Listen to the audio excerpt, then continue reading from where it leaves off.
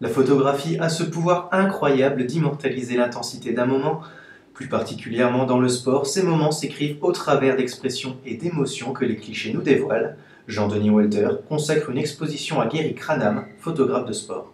Je pense qu'il y a, au-delà de l'aspect esthétique, de la force esthétique des images, il y a souvent l'accord de la nostalgie qui va vibrer, l'émotion.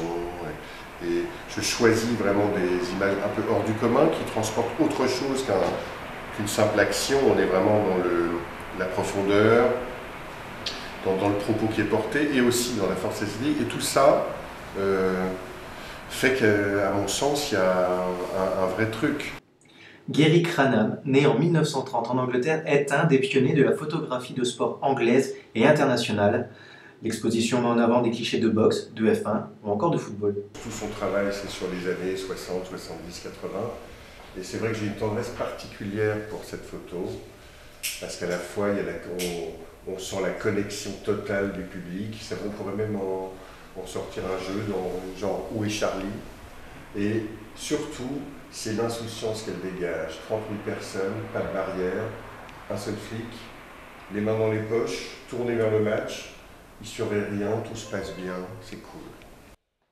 Les visiteurs, curieux, sont nombreux à venir admirer ces photographies, qui sont des originales. Les grands sportifs des années 70, les pilotes automobiles, les footballeurs, on sent vraiment que c'était une autre époque et je trouve que les portraits, les mises en situation dégagent beaucoup de chaleur humaine. Voilà. Et puis on vit véritablement l'événement, on a envie de rentrer dans l'image, dans le tableau pour applaudir, pour crier, pour pousser son sportif. Donc je trouve que c'est vraiment une exposition de grande qualité.